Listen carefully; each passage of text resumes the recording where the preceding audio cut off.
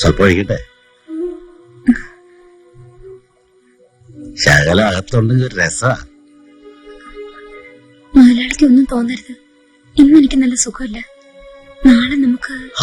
ഞാൻ പറഞ്ഞില്ലേ നാളെ എനിക്ക് വേറെ കുറച്ച് പണിയുണ്ടെന്ന്. കണ്ടിട്ട് അസുഖമൊന്നും തോന്നുന്നില്ലല്ലോ. കുറച്ചേരം ഇരുത്തി ഞാൻ പോയിക്കോളാം. വാ.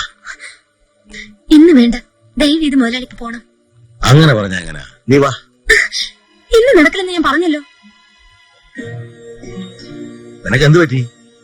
ഞാൻ തരുന്നൊന്നും പോരെ? കൂടുതൽ വേണമെങ്കിൽ ചോദിച്ചോ, തരാം.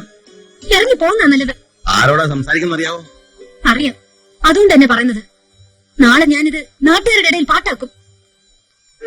ഭീഷണിയാണോ? അങ്ങനെ എന്നെ കരുതിക്കോ. ആഹാ.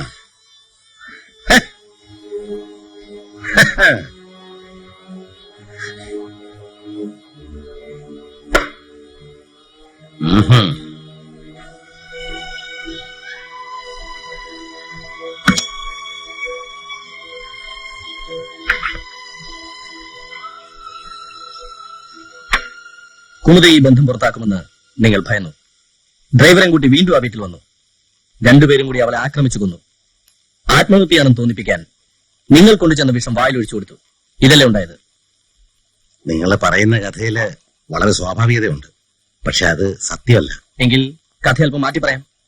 രണ്ടാമത് നിങ്ങൾ പോയില്ല, ഡ്രൈവറെയോ മറ്റാരെങ്കിലും അയച്ചു കൊല്ലിച്ചു. ഇങ്ങനെയാണോ? ഇൻസ്പെക്ടർ, ഇങ്ങനെ ഒരു ബന്ധത്തിൽ ചെന്നുപെട്ടത് തെറ്റായിപ്പോയെന്ന് എനിക്കറിയാം. അത് മനുഷ്യ സഹജമാണെന്ന് കരുതി സമാധാനിക്കുകയും ചെയ്യുന്നു.